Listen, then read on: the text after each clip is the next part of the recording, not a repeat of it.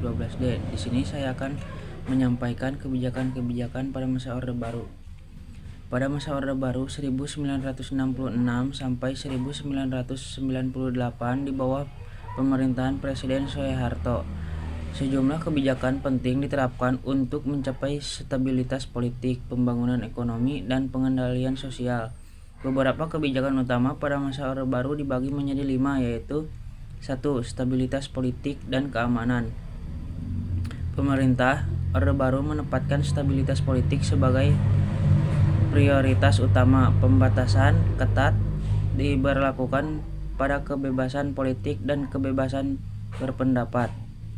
Partai-partai politik disederhanakan dan direorganisasi menjadi 3 kekuatan utama: Golkar, PPP, dan PDI. Untuk memudahkan pengawasan, militer berperan besar dalam kehidupan politik dan sosial. Dikenal dengan Dewi Fungsi ABRI, Angkatan Bersenjata Republik Indonesia, yang memungkinkan militer berperan ganda dalam bertahan keamanan serta sebagai kekuatan sosial politik. 2. Pembangunan ekonomi. Pemerintah fokus pada pembangunan ekonomi melalui kebijakan yang dikenal sebagai Rencana Pembangunan 5 Tahun (REPELITA). Program ini bertujuan meningkatkan sektor pertanian, infrastruktur, dan industrialisasi dengan membantu investasi asing. Swadaya pangan atau swasembada beras dijadikan prioritas nasional. Dengan hasilnya pada 1984 Indonesia berhasil mencapai swasembada pangan. 3. Kebijakan keluarga berencana KB. Kebijakan ini diperkenalkan untuk menekan laju pertumbuhan penduduk yang tinggi. Program KB ini cukup berhasil menurunkan tingkat kelahiran dan mendapat dukungan dari organisasi internasional. 4. Pendidikan dan asimilasi budaya.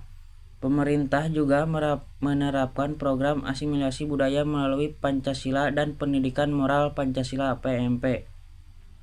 Pancasila dijadikan asas tunggal bagi semua organisasi termasuk partai politik dan harus diterapkan di seluruh aspek kehidupan. Dan yang terakhir, kelima, sentralisasi pemerintahan. Orde Baru mengadopsi kebijakan sentralisasi yang berarti bahwa semua keputusan penting terkait pembangunan dan pemerintahan berada di tangan pusat, khususnya pemerintah pusat di Jakarta. Hal ini berdampak pada pengawasan yang ketat dan pemerintah pusat terhadap daerah-daerah. Kebijakan-kebijakan ini berkontribusi terhadap pertumbuhan ekonomi yang signifikan di Indonesia pada awal masa Orde Baru. Namun, sentralisasi kekuatan, pembatasan kebebasan, dan korupsi yang menjalela pada akhirnya memicu ketidakpuasan publik yang menjadi faktor penyebab runtuhnya Orde Baru pada tahun 1998. Sekian pemaparan materi dari saya. Wassalamualaikum warahmatullahi wabarakatuh.